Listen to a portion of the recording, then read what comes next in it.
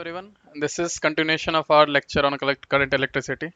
Till last lecture we dealt with drift velocity, relaxation time, dependence of resistivity and temperature, power, energy. So let's solve a numerical on drift velocity and then we will move to the next topics.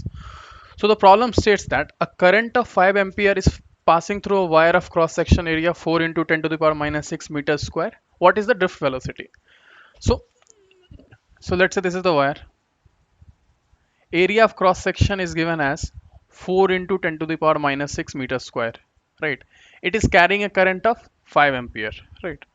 And also the number density is given. So what all are given parameters? A is given, I is given as 5 ampere, number density N is given as 5 into 10 to the power 26, right? Which is density of carriers per unit volume. This is number density, right? So you know the expression, the relation between current and drift velocity is given by I equal to NEA VD. I equal to NEAVD. N is the number density of electrons, which is density of electrons per unit volume, which is 5 into 10 to the power 26. So it will be per meter cube. I is also given 5. A is also given. We need to find drift velocity. So VD will be what? I by NEA, right? So I is 5. N is given as 5 into 10 to the power 26. Charge of on electron is 1.6 into 10 to the power minus 19. Area is 4 into 10 to the power minus 6.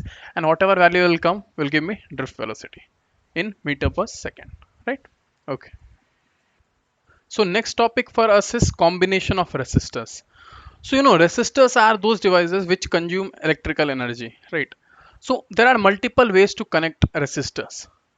One of them is called series connection and another is called parallel connection. So both have their own significances and used according to the application.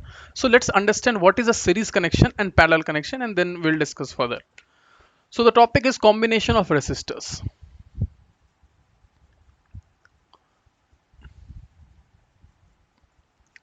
First is series combination. So the name states series combination means end-to-end connection.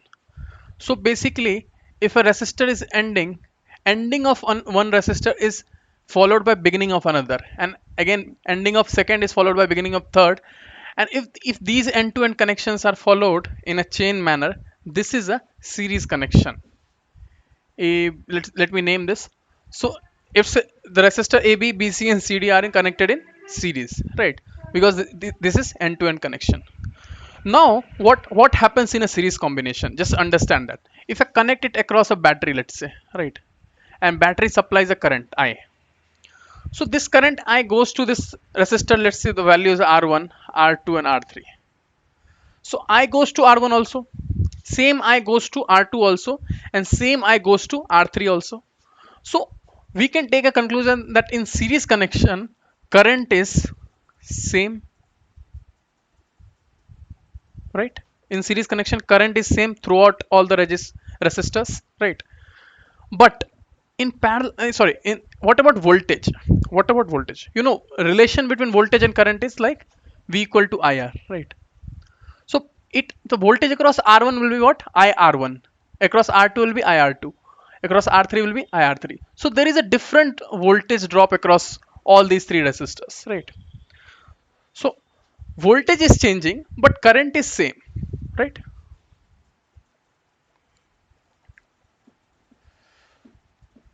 Voltage is different, but current is same in case of series combination, right? So how do we understand whether resistors are in series or parallel? So we need to see either we can see this by these end-to-end connection, and there should be no branching. It should be in a linear chain manner, right? Or we should see this thing current, whether same current is entering into it or not, right? So let's understand by one more example.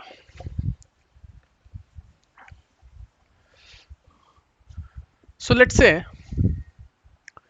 this is a resistor, this is also a resistor. Let's say this is a system of resistors, right? So let's discuss only about the series ones. So how do we understand which of the two resistors in this are in series to each other? So let's say this is R1, R2, R3, R4, right? So now you see that in series we talked about the end-to-end connection, direct end-to-end connection. So is R1 end-to-end connected to R2? No. What about R3 and R4? Yes, there is an end-to-end connection. So ending of R3 is followed by beginning of R4, and there is an end-to-end connection. So any current which enters R3 will pass through R4. Same current will flow through R4 only. So R3 and R4 are in series manner, right? So the current is same here. So in series, current is same, voltage changes. Now let's understand how do we find equivalent resistance in case of series combination. So what basically is equivalent resistance? So let's say if I have a system where I have something like n resistors connected, right? This is R1, R2, R3, R4, R5, right? This is a system where n resistors are connected in series manner, and this is connected across a battery of voltage V. Now I need to replace this big combination to a small equivalent combination. So let's say if I replace this with a equivalent combination and I name this as REQ and connect it across the same battery, these two are exactly similar, right? These two have exactly equivalent to each other. So how do we find what is value of this effective or equivalent resistance? So let's understand by the basics that whatever current will flow through Req will be the same which flows through R1, R2, R3 or anything, because in series current is same. What is changing is voltage.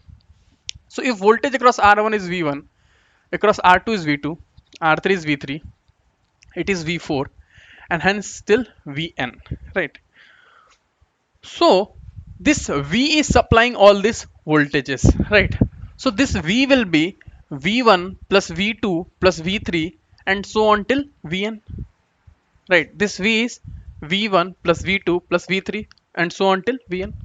V1 is what? V1 is I into R1, V2 is I into R2 and so on till I into Rn. I is same because it is series, so R1 plus R2 till Rn. This is V equal to, right? And here in this case, if you see, V equal to I into Req.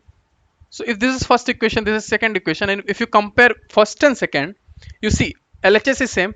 So Ireq will be equal to I times R1 plus R2 till Rn, right? So equivalent resistance Req will be R1 plus R2 plus till Rn.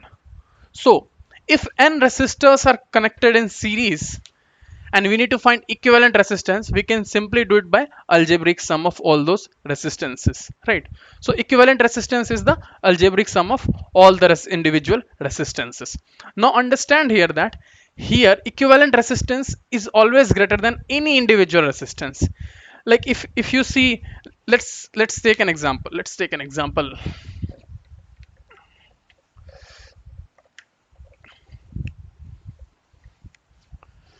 So let's say this is a 2 ohm resistor, then there is a 3 ohm resistor and connected across a battery of 5 volts.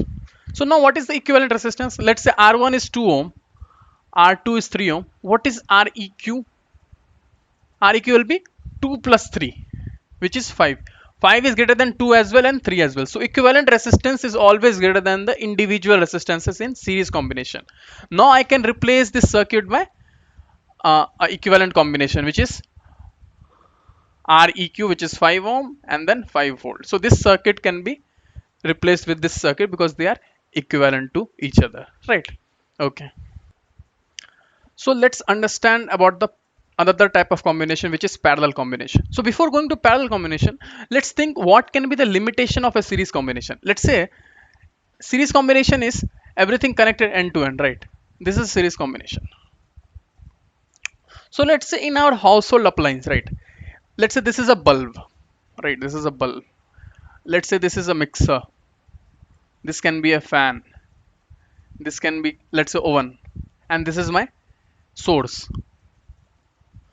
Now, if I connect all these appliances in a series manner, what will happen? Just think on the consequence. All of them will get same current, which is actually not the requirement. Every device will have a different current requirement, right? So, and let's say if my bulb is not working, there is a break here in the circuit and current cannot flow to mixer, fan and oven. So all these devices are not independent, they are dependent because they are connected in the same path. So this is the limitation of series combination, that if there is a disconnect in path, if one of the resistors or one of the devices stops working, it blocks the other path as well, and hence this is not a preferable combination in our household combinations, right? You would have seen that the decorations light, they are actually connected in series, so if one of them is gets damaged, all other lines of that will stop working and it becomes worthless, right? So let's talk about another type of combination, which is parallel combination. So what is a parallel combination? Parallel combination means between 2 points in a circuit, let's say A and B, if multiple resistors are connected between 2 points, let's say R1, R2, R3, and so on till Rn, right? Let's say this is R1, R2, R3, R4, and so on. So you see all these multiple resistors, they are connected between 2 points A and B, and if I connect this A and B to a battery, now you see what is difference with respect to a series combination. So all these resistors, across all these resistors, there is a common voltage which is VAV or VA minus VB. So potential across all these resistors are same. So in parallel combination, potential is same or potential difference is same. What is changing here is current. So if this cell supplies a current I, this current will not distribute. I1, this will get I1, this will get I2, this will get I3, this will get I4. So depending on the resistance values, this current will get distribute, and current will no more be same in a parallel combination. So current is different in a parallel combination. And now what happens? Just now we discussed a case that if one device damages, other stops working. But here is that the case? Let's say if there is a disconnect in R4, something happens to R4, R1, R2, and R3 will independently work. So our household appliances, they are lot of them, they work in a parallel fashion, right? So this is even the multiple house which we get supply from a nearby transformer, all the homes, nearby homes, they are actually connected in a parallel fashion and not a series fashion, because if if my home electricity is not working, does not mean that my neighbor's electricity will also stop working. They are independent to each other, so for that independency we need a parallel combination, right? So let's understand how to find the equivalent resistance in a parallel combination,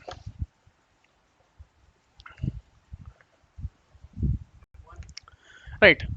So let's say these are point, this is R1, R2, R3, and so on till Rn.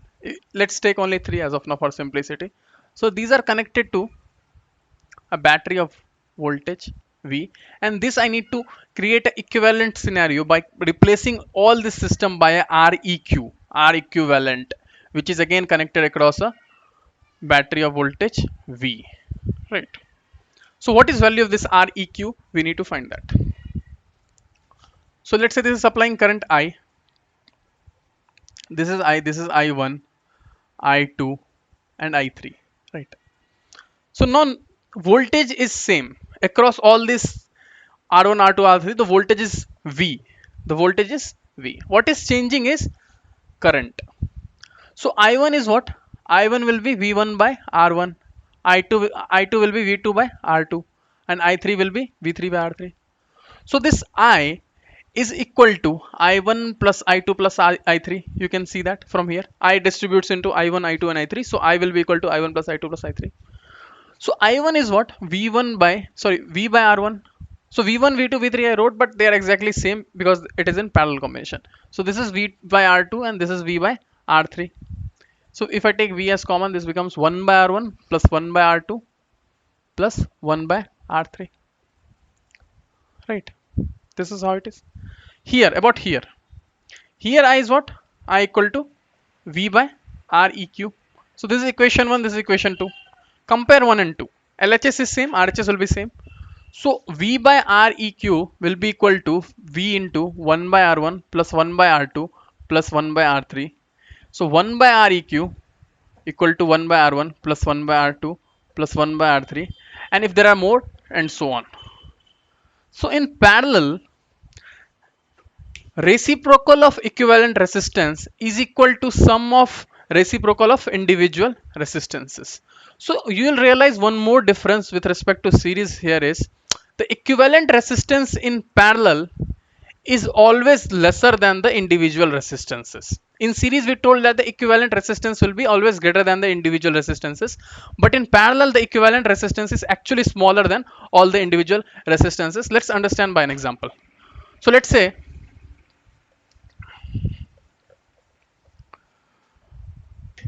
there are two resistors, 2 ohm and 3 ohm. They are connected in parallel across a 5-volt battery. Now, if I need to find the equivalent resistance here, so R1 is 2 ohm, R2 is 3 ohm, 1 by Req will be equal to 1 by 2 plus 1 by 3, which is equal to 5 by 6. So Req will be equal to 6 by 5, which is equal to 1.2 ohms. 1.2 is lesser than 2 and lesser than 3 as well. So equivalent resistance which we got is actually smaller than the individual resistance. But if the case would have been the series combination, it would have been 2 plus 3 5, which is greater than both the values, right? So let's solve a problem in this combination of resistors, right? So this is a problem. So you can see there is a system of resistors connected across a 30-volt battery, and we need to find what is the current supplied by this battery, right? So let's understand what is the combination of these resistors. So you see this network, right? This network. This is connected. Let's say if I name this is A, this is B, this is C, right? So this network is connected between B and C. So 2 ohm, 3 ohm and 6 ohm are in parallel to each other because they are connected between 2 points and they have a common potential across each other, right? Current may change in parallel, but they are connected across same potential, right? Which is VBC, connected between 2 points B and C. So let's find separately what is the equivalent resistance for this 2 ohm, 3 ohm and 6 ohm. So if I bring this out, 2 ohm, 3 ohm and 6 ohm. So let's say R1 equal to 2, R2 equal to 3 and R3 equal to 6.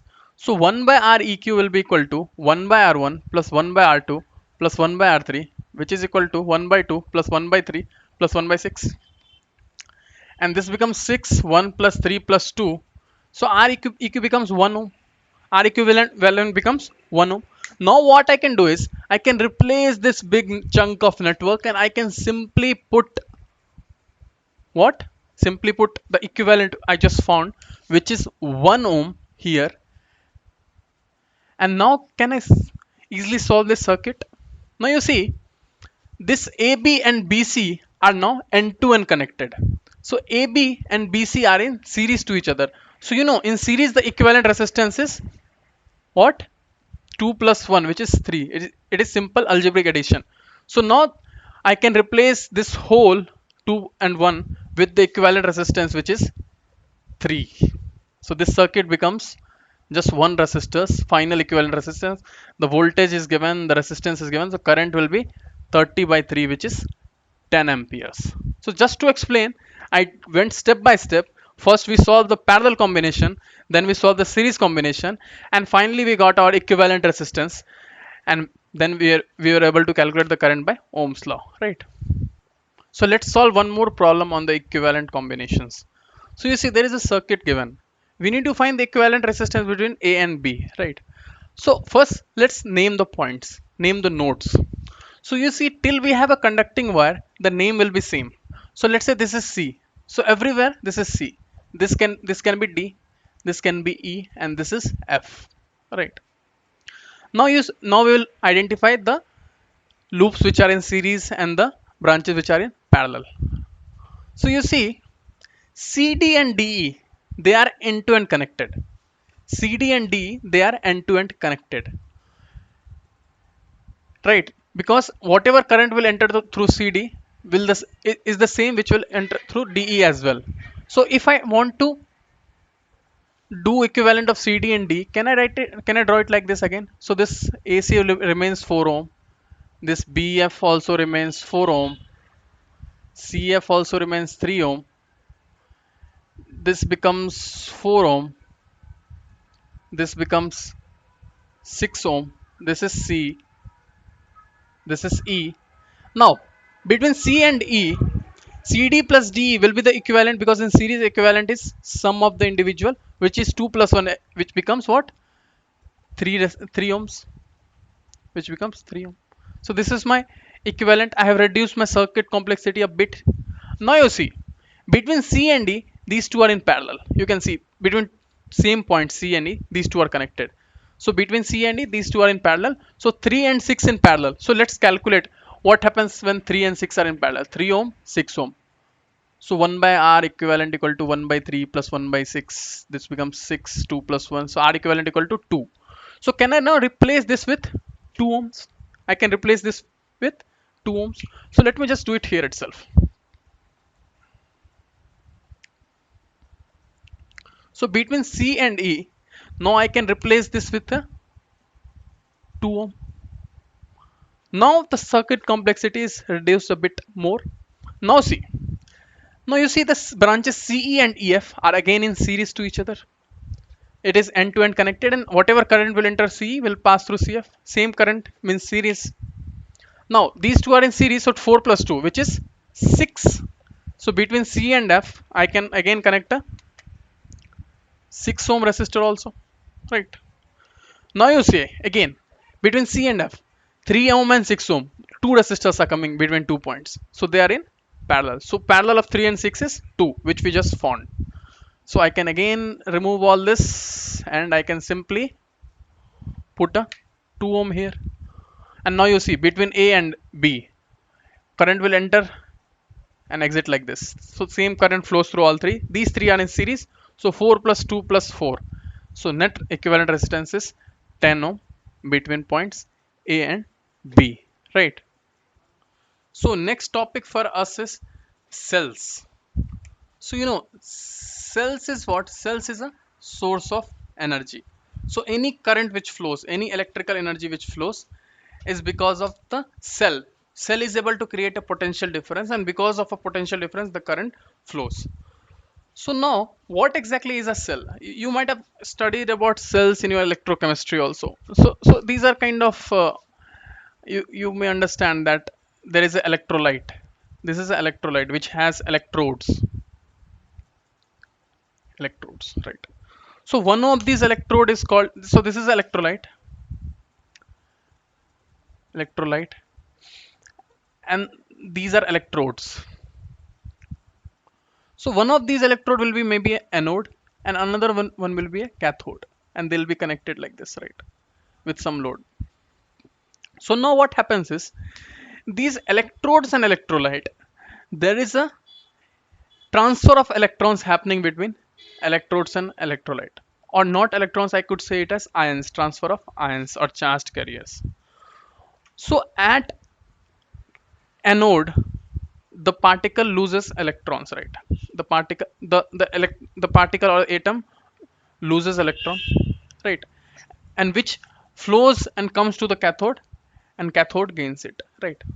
So this is a process of oxidation and reduction. Oxidation means losing of electron, and reduction means gaining of electron, right? And there is a mutual potential difference which is created, right? Mutual potential difference which is created, and that potential difference, let's say for anode, if for anode, let's say if this is V plus and this is V minus for cathode, the difference between these two potential differences is nothing but this is EMF, EMF of battery or a cell, right? EMF of battery or a cell. So let's understand what happens. So we can just, for simplicity, let's say this is a zinc electrode, this is copper, right? So what happens here is, zinc loses two electrons and creates Zn2 plus, which goes to the electrolyte, right? And copper gains that electron, So solutions from electrolyte gains that electron and deposit on the copper. I'm just trying to explain you what exactly is this oxidation and reduction and how there is a difference in potential which is getting created. So there is a potential difference between the anode and this electrolyte, and there is a potential difference between the cathode and this electrolyte, right? And one of them is positive, one of them is negative, right? So I have represented V plus and V minus. And the difference of these potential differences is called as EMF. EMF is electromotive force. It is named as force, but this is not a force. So this is potential difference across a cell when it is in open circuit condition or when it is not supplying any current, right? So EMF is potential difference across a cell or a battery when it is not supplying any current, right? And it is represented by E. So now, ideally, if you see, ideally, if I talk about representation of a cell, so ideally cell is represented by an EMF in series with a small resistance R, and this R is called as internal resistance.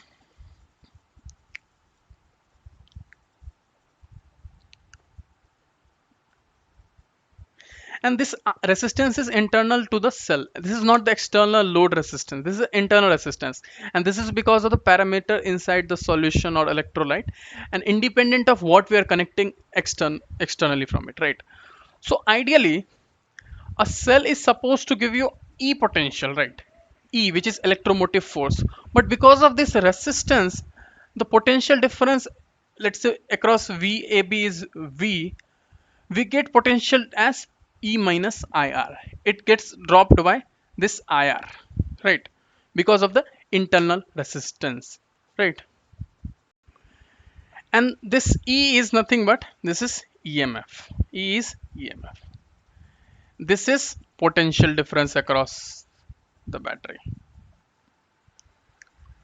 or terminal voltage, sometimes we call. R is the internal resistance. So you see, when I is 0, when cell is not supplying any current, V is equal to E.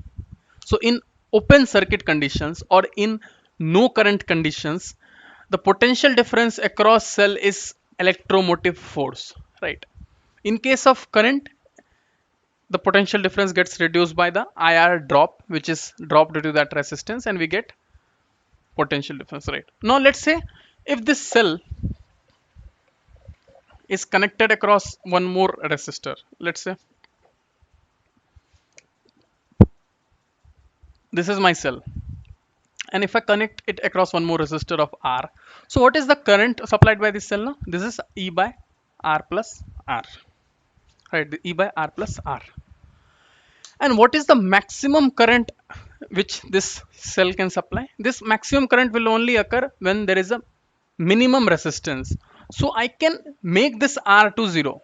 This is in my control. This is not in my control. This is in my control, because this is what I am connecting externally. This small r is depending on the internal parameters of the battery.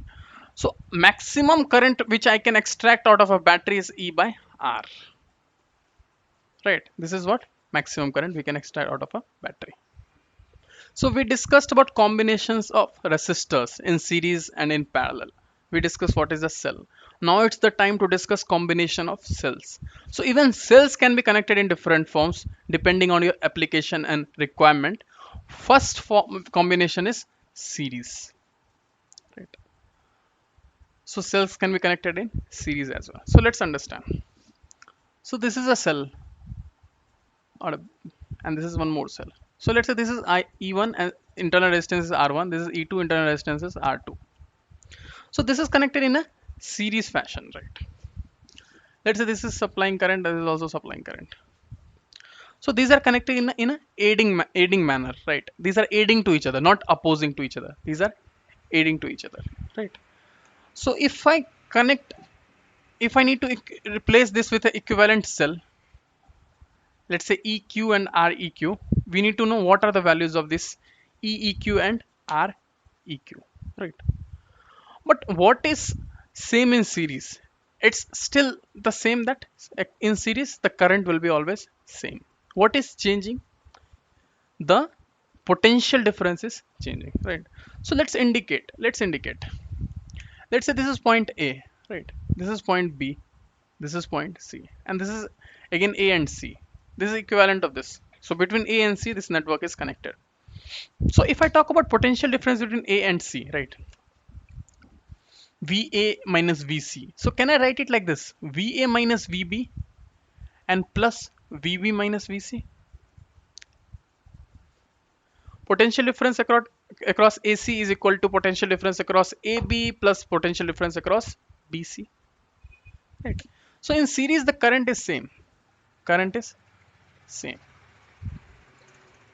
Here also the current which will come out will be same, right? Current which will come out will be same. Now you see here we discussed that if there is a cell with internal resistance, the potential difference across it V is given by E minus IR. E minus IR. So potential difference across AB will be what? Will be E1 minus IR1, and across BC will be E2 minus IR2. This is equation 1. And here if you see VA minus VC will be given by EEQ minus IREQ, equation 2.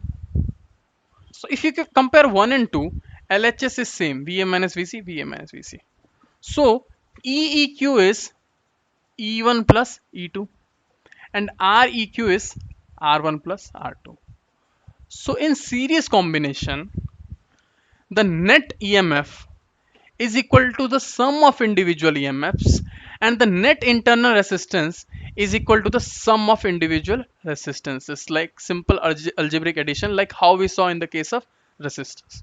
So we will discuss the parallel case and we'll solve a lot of numericals in this topic as well in the next lecture. Till then, thanks.